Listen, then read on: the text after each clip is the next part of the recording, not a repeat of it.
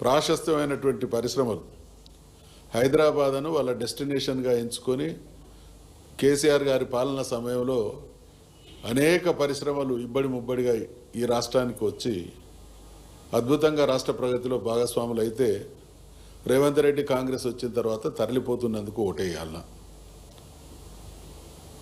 మైనార్టీలకు మంత్రి పదవి ఇవ్వనందుకు ఓటేయాలన్నా, మైనార్టీలకు సంవత్సరానికి 4,000 కోట్లు బడ్జెట్ ప్రవేశపెడతామని చెప్పి ఎగ్గొడుతున్నందుకు ఓటేయాలన్నా, ముస్లింలకు రంజాన్ తోఫా బంద్ చేసినందుకు ఇవ్వాలన్నా ఓటేయాలన్నా, క్రిస్టియన్లకు బట్టల పంపిణీ బంద్ చేసినందుకు ఓటేయాలన్నా, 100 రోజుల్లో అనేక హామీలు గ్యారంటీలు ఇచ్చి అమలు చేస్తానని చెప్పి వాటన్నిటికీ తిలోదాలు పలుకుతున్నందుకు ఓటేయాలన్నా, మహిళలకు ఫ్రీ బస్ అంటూ బస్ ఛార్జీలు అడ్డగోలుగా పెంచి మిగతా వర్గాలను బాధితులను చేస్తున్నందుకు ఓటేయాలన్నా, 2 లక్షల రుణమాఫీ పేరిట ఇక వీళ్ళు చెప్పినటువంటి అన్ని హామీల్ని తుంగలో దొక్కిండ్లు కాబట్టి నిన్నగాక మొన్న మనం అందరం చూసినాం. యూరియా సమయంలో 2014లో తెలంగాణ రాకముందు ప్రతి సంవత్సరం కాంగ్రెస్ హయాంల పాలన మొత్తం వ్యవసాయ సీజన్లు వచ్చింది అనంటే ఎరువుల కోసం విత్తనాల కోసం రకరకాలైనటువంటి విన్యాసాలు, పోలీస్ స్టేషన్ల ముంగట షాపుల ముంగట అర్ధరాత్రి అపరాత్రి అనే పడిగాపులు పడి అనేక మంది ఆత్మహత్యలు చేసుకున్నటువంటి సందర్భాలు, ఎండదెబ్బకు ఇబ్బంది పడ్డటువంటి సందర్భాలు 2014 నుండి మళ్ళీ కేసీఆర్ గారి పాలన కొనసాగిన రోజులు ఇవి కూడా సమస్యలు కాలే. మొన్న యూరియా కోసం చూసినాం. 20-30 సంవత్సరాల క్రితం మేము మొదటిసారి ఎమ్మెల్యేగా గెలిచినటువంటి టైంలో గ్రామీణ ప్రాంతానికి సంబంధించినటువంటి రైతులు మా దగ్గరకు వచ్చి విజ్ఞప్తి చేసేది, జనరల్గా ఎమ్మెల్యే దగ్గరికి అభివృద్ధి పనుల కోసం వస్తారు, కానీ మాకు పత్తి గింజల ప్యాకెట్లు ఇప్పియాలి, ఈ ఎరువులు ఇప్పియాలి, పురుగుల మందులు ఇప్పియాలి అనేటువంటి విజ్ఞప్తులు ఆ రోజులలో చూసినాం. తెలంగాణ వచ్చింది, ఈ సమస్యలు శాశ్వతంగా పరిష్కరించబడ్డాయి, ఇక జీవితంలో అటువంటి పరిస్థితి పునరావృతం కాదనేటువంటి భరోసా కల్పించినటువంటి రాష్ట్రంలో దాన్ని మళ్ళీ ఆ దయనీయ స్థితిలోకి రేవంత్ రెడ్డి గవర్నమెంట్ తీసుకొచ్చింది. కాబట్టి ఇవాళ మేము జూబ్లీ హిల్స్ ఓటర్ మహాశయులకు విజ్ఞప్తి చేస్తూ ఉన్నాం. ఇది జూబ్లీ హిల్స్కు జరుగుతున్నటువంటి ఉప ఎన్నిక అయినప్పటికీ తెలంగాణ ప్రజల యొక్క ఆర్తనాదాన్ని అర్థం చేసుకొని తీర్పు ఇవ్వాల్సిందిగా కూడా వారికి విజ్ఞప్తి చేస్తూ ఉన్నాం. చాలా వాళ్ళు ఇచ్చినటువంటి హామీల చిట్టా 1 కాదు 2 కాదు, ఇక భయంకరంగా అన్ని వర్గాల ప్రజల్ని, ఇక్కడ ఉద్యోగులు, విద్యార్థులు, మహిళలు, తర్వాత కార్మికులు, కర్షకులు, ఏ ఒక్క రంగం కూడా వీళ్ళకు వంచనకు గురి కానటువంటి రంగం హైదరాబాద్లో ఉండేటువంటి ప్రజలు కావచ్చు, గ్రామీణ ప్రాంతాల్లో ఉండేటువంటి అన్ని వర్గాల ప్రజలు కూడా బాధితులు. ఇక ఒక నయా మోసానికి బలవుతున్నటువంటి వాళ్ళను, మోసానికి గురవుతున్నటువంటి సెక్షను బీసీలు. స్థానిక సంస్థల్లో రిజర్వేషన్ల విషయంలో వాళ్ళు ఇచ్చినటువంటి హామీ, ఓటు దండుకున్నటువంటి తీరు, ఆ తదనంతరం చేస్తున్నటువంటి గోకర్ణ గజకర్ణ టక్కు టమారా విద్యల ద్వారా బీసీలని రోజుకొక వేషం ద్వారా నమ్మించేటువంటి ప్రయత్నం చేస్తూ ఉన్నారు. కొన్నో తెలిసి కావాలని చేస్తున్నటువంటి మోసాలు ఉన్నాయి, కొన్నో వాళ్ళు చేయగలిగినవి కూడా చేయకుండా మోసం చేస్తున్నటువంటి. వాళ్ళ చట్టబద్ధత విషయానికి వస్తే కోర్టులు కావచ్చు, రాజ్యాంగ సవరణ అవసరం కావచ్చు, చిత్తశుద్ధితో కూడినటువంటి ప్రయత్నం, అన్ని వర్గాల ప్రజల సహకారంతో, అన్ని పార్టీల సహకారంతో చేయాల్సినటువంటి పని అది చేయడం లేదు. ఇక వీళ్ళు స్వయంగా చేయగలిగినటువంటి పనులు 20,000 కోట్ల రూపాయలు బీసీలకు ప్రతి సంవత్సరం బడ్జెట్లో కేటాయించి ఖర్చు చేసి 1,00,000 కోట్ల తర్వాత 5 సంవత్సరాల్లో అసలు ఈ తెలంగాణలో ఉన్నటువంటి బీసీలు దేశానికి ఆదర్శవంతమైనటువంటి బీసీలుగా తయారు చేస్తామనేటువంటి తీరుగా మాట్లాడారు. అది పోయింది. బీసీలకు దామాషాకు అనుగుణంగా మంత్రిత్వ సంఖ్య పెంచాల్సినటువంటి అవసరం ఉంది, అది పోయింది. కార్పొరేషన్ల విషయంలో అంటే అన్ని రంగాల్లో కూడా వాళ్ళు ఇవ్వగలిసినటువంటి వాటిని కూడా మోసం చేస్తూ ఉన్నారు. ఇన్ని రకాల మోసాలకు పాల్పడుతూ తగుదునమ్మా అనేటువంటి విధంగా మళ్ళీ ఏదో బ్రహ్మాండం వెలుగబెట్టినట్టు జూబ్లీ హిల్స్లో ఓట్లు అడగడానికి వస్తూ ఉన్నారు. వీటన్నిటిని కూడా హైదరాబాద్ మహానగరంలో జరుగుతున్నటువంటి దాష్టికాలు, తెలంగాణ ప్రజానీకానికి వాళ్ళు చేస్తున్నటువంటి మోసాలు, ఘోరాలు వెరసి వీటన్నిటికీ బదలా తీసుకునేటువంటి అవకాశం వచ్చినటువంటి నియోజకవర్గం జూబ్లీ హిల్స్ నియోజకవర్గం. కాబట్టి 119 నియోజకవర్గాలు అదర్ దెన్ జూబ్లీ హిల్స్ 118 నియోజకవర్గాల్లో ఉన్నటువంటి బాధిత ప్రజల తరఫున జూబ్లీ హిల్స్ నియోజకవర్గ ప్రజానీకానికి చేతులెత్తి మనవి చేస్తూ ఉన్నాం, కాంగ్రెస్ పార్టీకి కర్రు గాల్చి వాత పెట్టాలని. ఇది ఒక చారిత్రక అవసరం. అందుకనే ఇక పరిస్థితి బీఆర్ఎస్ పాలన టైంలో చేయని అప్పులు చేసినట్టు రకరకాలుగా నమ్మించేటువంటి ప్రయత్నం చేసింది. మేము అప్పులు లేకుండా గవర్నమెంట్ వాళ్ళు అన్నటువంటి మాట ఏంటంటే గంభీరంగా వారి బడ్జెట్ ప్రసంగంలో ఉన్నది, మాకు సంపద సృష్టించడం తెలుసు, సంపద పంచడం తెలుసు, అపారమైనటువంటి అనుభవం ఉన్నది. అప్పుడు ఆర్థిక క్రమశిక్షణకు పాల్పడి మేము రాష్ట్రాన్ని ఇవాళ గత ప్రభుత్వం చేసినటువంటి దానికి భిన్నమైనటువంటి అద్భుతమైనటువంటి పాలన అందించి తెలంగాణ ప్రజానీకం జీవితాల్లో 3 పూలు 6 కాయలను ప్రత్యక్షం చేస్తాం, అందిస్తాం అనేటువంటి మాట పలికింది. ఇవాళ 2 సంవత్సరాల కాలంలో వాళ్ళు చేసినటువంటి 22 నెలల కాలంలో వాళ్ళు చేసినటువంటి అప్పు 2,80,000 కోట్లు. ఏం కట్టిండ్లు? కేసీఆర్ గారు అప్పు చేసిండు, సంపద సృష్టించిండు, సంపద పంచిండు. కేసీఆర్ గారు అనేక రకాలైనటువంటి మాన్యుమెంట్స్ చరిత్రలో తరతరాల తెలంగాణ ప్రజానీకానికి సేవలు అందించేటువంటి అద్భుతమైనటువంటి నిర్మాణాలు, ప్రాజెక్టులు నిర్మించిండు. మరి వీళ్ళు అప్పు చేసిండ్రు, ఆ అప్పు ప్రజలనెత్తిన మోపిళ్ళు తప్ప ఫలితాలు రాబట్టడంలో, ప్రజలకు పంచడంలో ఘోరమైనటువంటి వైఫల్యం కనబడుతూ ఉన్నది.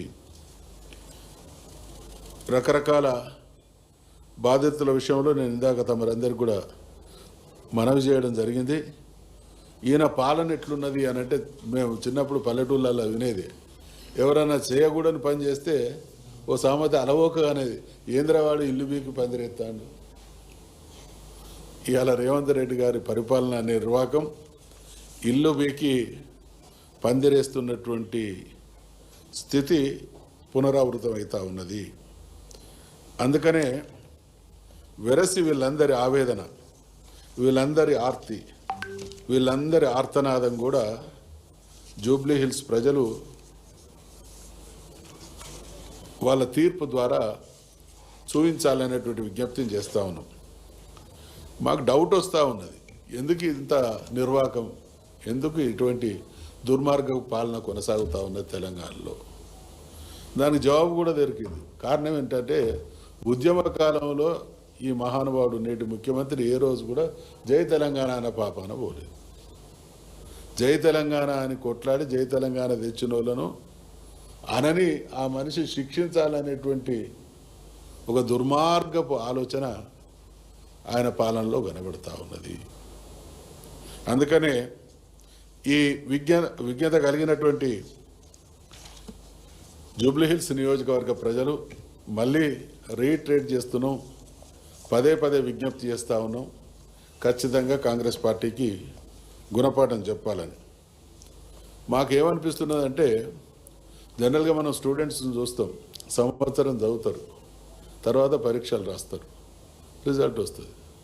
ఇలా కాంగ్రెస్ పార్టీ 2 సంవత్సరాల పాలన ఆన్సర్ షీట్ను చూస్తే పాస్ మార్కులు పడేటువంటి పర్ఫార్మెన్స్ కూడా లేదు.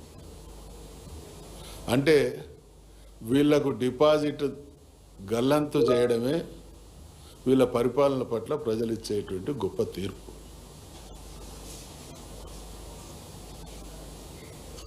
ఇది కాంగ్రెస్ పార్టీ ఈ రకమైనటువంటి నిర్వాహకంతో ఒకవైపు ఈ పరిస్థితి ఉంటే మరోవైపు కొత్త వినోదం కనబడతా ఉన్నది. తెల్లారులేస్తే మంత్రుల కొట్లాట. అసలు ప్రజలు వాళ్ళకు పవర్ ఇచ్చింది మంచి పరిపాలన చేయండి, ప్రజలకు మీరు ఇచ్చినటువంటి హామీలు నిలబెట్టి మా జీవితాల్లో వెలుగు మార్పు తీసుకురమ్మనేటువంటి ఆలోచనతో అధికారం ఇస్తే వాళ్ళు చేస్తున్నది మాత్రం ఈ మంత్రుల తగాదాల వినోదాన్ని చూస్తూ ఉన్నారు. ఓ రోజు బ్యానర్ ఐటమ్ ఈ మంత్రి ఈయన ఇట్లా మాట్లాడు, ఆ మంత్రి మీద ఇట్లా మాట్లాడు, 2 రోజులు దాన్ని సాగదీసి 3వ రోజు ఒక ఉత్కంఠ పరిస్థితుల్లో దాన్ని పరిష్కరించడం. అసలు ప్రజలు కోరేది ఈ స్థితిని కాదు కదా. ప్రజలు ముమ్మాటికి అడుగడుగున ఆశిస్తున్నది, కోరుతున్నది ఎన్నికల సందర్భంలో మీరు ఇచ్చినటువంటి హామీలను నిలబెట్టుకోమని. అందుకనే ఇందాక నేను చెప్పినట్టు పరీక్ష రాస్తే వాళ్ళకు పాస్ మార్కులు కూడా వచ్చే పరిస్థితి లేదు, డిపాజిట్ గల్లంతు కావాలి. అదే కేసీఆర్ గారు తెలంగాణను ఈయన పాస్ అయ్యే స్థితిలోకి లేకుంటే కేసీఆర్ గారు అధపాతాలు అన్నటువంటి తెలంగాణను దేశంలో టాపర్గా నిలబెట్టిండు. ఏ విషయంలో చూసినా కూడా తెలంగాణ అనేక విషయాల్లో పత్రికా సోదరులైనటువంటి మీరు సాక్షులు. దేశంలో అనేక అవార్డులు రివార్డులు గవర్నమెంట్ ఆఫ్ ఇండియా ప్రకటిస్తే దాంట్లో టాప్గా నిలిచినటువంటి చరిత్ర కేసీఆర్ గారి హయాంలో తెలంగాణకే దక్కింది. కాబట్టి ముమ్మాటికి మేము మళ్ళీ విజ్ఞప్తి చేసేది ఇదే సందర్భంగా ఇక భారతీయ జనతా పార్టీ అంటే కేంద్రంలో ప్రభుత్వాన్ని నడిపేటువంటి పాలకులు వాళ్ళ విధానం నేను చూసింది 3 రకాలుగా ఉంటుంది. ఒకటి, రాష్ట్రాలకు సహకరించేటువంటి కేంద్ర ప్రభుత్వాన్ని చూస్తాం. రాష్ట్రాలను ఇబ్బంది పెట్టకుండా వాళ్ళ మానాన వాళ్ళను బతకనిచ్చేటువంటి కేంద్రాన్ని చూస్తాం. కొన్ని కక్ష సాధించేటువంటి కేంద్ర వైఖరులను కూడా చూస్తూ ఉన్నాం. ఇవాళ మోడీ గారు అనేక సందర్భాల్లో తెలంగాణ ఏర్పాటు విషయంలో కూడా విషం చిమ్మినటువంటి సందర్భాలు అనేకం ఉన్నాయి. జూబ్లీ హిల్స్లో పోటీ చేస్తున్నటువంటి ఈ 2 పార్టీలు, అది కాంగ్రెస్ పార్టీ అయినా భారతీయ జనతా పార్టీ అయినా, ఓటు అడిగేటువంటి నైతిక హక్కు లేదు. కారణం ఏంటంటే వాళ్ళు ప్రజా ప్రయోజనాల కోసం పాటుపడినటువంటి దాఖలాలు లేవు. ప్రజా ప్రయోజనాల కోసం పాటుపడ్డది తెలంగాణలో ఉన్నటువంటి మారుమూల ప్రాంతం నుండి హైదరాబాద్ మహానగరం వరకు అడుగడుగున తనదైనటువంటి ముద్ర వేసి తెలంగాణను దేశానికి ఆదర్శప్రాయంగా నిలిపినటువంటి పార్టీ నాయకుడు కేసీఆర్ గారు. కాబట్టి యావత్ తెలంగాణలో జూబ్లీ హిల్స్ ఎన్నిక ఒకటే జరుగుతున్నది. కాబట్టి ఇది తెలంగాణ ప్రజల ఆవేదనను ప్రతిబింబించే విధంగా తీర్పు ఉండాలని ఈ నియోజకవర్గ ప్రజలు భారీ మెజార్టీతో బీఆర్ఎస్ పార్టీని, మా అభ్యర్థిని సునీత గారిని భారీ మెజార్టీతో గెలిపించాల్సిందిగా విజ్ఞప్తి చేస్తాం.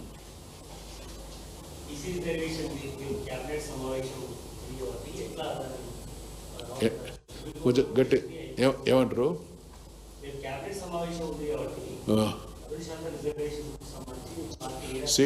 మా పార్టీ ఈరోజు కూడా జరిగే తతంగం అంతా నమ్మించడమే, ముమ్మాటికి ద్రోహం చేయడమే. ఇవాళ సుప్రీంకోర్టు కానీ హైకోర్టులో కానీ మీకు 2 విషయాలు. సుప్రీంకోర్టు గతంలో ఇటువంటి సందర్భాల్లో ఇచ్చినటువంటి తీర్పులు ఉన్నాయి. ఇదే రాష్ట్రానికి సంబంధించినటువంటి హైకోర్టు కూడా గతంలో కేసీఆర్ గారు ప్రతిపాదించినప్పుడు ఇచ్చినటువంటి అవి కూడా ఉన్నాయి.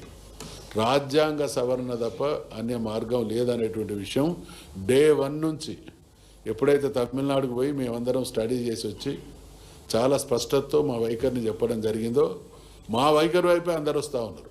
గతంలో జీవోలు అన్నారు, ఆర్డినెన్స్లు అన్నారు, ఇక్కడ బిల్లులు అన్నారు. ఇవేవి సమస్యకు పరిష్కారం కాదు. ఢిల్లీ స్థాయిలో ఒకటి రాజ్యాంగ సవరణ జరగాలి, 9th షెడ్యూల్లో జరగాలి. అది జరగాలంటే ఢిల్లీ స్థాయిలో తీవ్రమైనటువంటి ఒత్తిడి. ఇక్కడ అర్థం కాని విషయం ఏంటంటే ఇంత బీసీ సమాజం ఈ తెలంగాణతో పాటు దేశంలో ఉండేటువంటి బీసీ సమాజం కూడా ఇదే రకమైనటువంటి మనోభావనతో ఉన్నది. మరి 10-15% ఉన్నటువంటి ఈడబ్ల్యూఎస్ విషయంలో చేయగలిగినప్పుడు ఆ మనసు, ఆ ప్రేమ, ఆ గౌరవం ఆ పేదల పట్ల ఉన్నప్పుడు మెజారిటీగా ఉన్నటువంటి వీళ్ళ విషయంలో రెండు పార్టీలు కూడా ఏకమై ఖచ్చితంగా చేయాలి. అది చేయబడాలి అని అంటే ఎవరైతే హామీ ఇచ్చిందో వాళ్ళు దాని విషయంలో వాళ్ళ నిబద్ధతను, నిజాయితీని, సీరియస్నెస్ను ఇక్కడ మాటలు పెట్టి మభ్యపెట్టి చేసేటువంటి ప్రయత్నం కాదు. ఢిల్లీ స్థాయిలో ఇది ప్రజాస్వామ్య దేశం, మనమేం గొంతమ్మ కోరికలు అడుగుతలేం. అక్కడికి సంబంధించినటువంటి వాళ్ళ హక్కులను కానీ వాళ్ళకి సంబంధించినటువంటి వాటిలో వేలు పెట్టేటువంటి దురాలోచన కూడా కాదు. ఇక్కడ మేము ఈ సమాజంలో ఇంతున్నాం, మాకు ఈ న్యాయం జరగాలి, మేము ఈ హామీ ఇచ్చినాం, దీన్ని అమలు చేయండి అనేటువంటి ఒత్తిడి వాళ్ళు తీసుకురావాలి. ఇవి ఇక్కడ జరుగుతున్నటువంటి అన్ని రకాల ప్రయత్నాలు, అది క్యాబినెట్ కావచ్చు, లేదా ఇంకోటి కావచ్చు, ఇంకా తెలంగాణలో ఉన్నటువంటి ఈ వర్గాలను నమ్మించడం కోసం, ద్రోహం చేయడం కోసం జరుగుతున్నటువంటి ఒక ఎత్తుగడగానే మేము భావిస్తాం.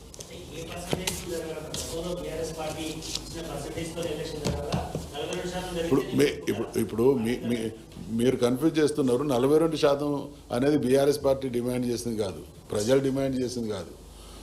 నిఖార్సుగా కాంగ్రెస్ పార్టీ చెప్పే విధానంలో కూడా తేడా ఉన్నది. ఏమన్నారు? ఈ దేశాన్ని సుదీర్ఘకాలం పాలించినటువంటి పార్టీ మాది, అనేక రాష్ట్రాలను పాలించినటువంటి పార్టీ. ఇక్కడ మాట్లాడే వాళ్ళకి ఎవరికి కూడా మాకున్నటువంటి అనుభవం, మాకున్న చరిత్ర లేదన్నారు. మరి అలా చేస్తున్నది ద్రోహము. అందుకనే మేము మళ్ళీ అదే మాట మాట్లాడుతున్నాం. మీ నిజాయితీకి, నిబద్ధతకు సూచిక రాజ్యాంగ సవరణ చేయించడం ద్వారా 9th షెడ్యూల్లో చేర్పించడమే దీనికి పరిష్కారం తప్ప ఇంకొకటి కాదు. ఓకే.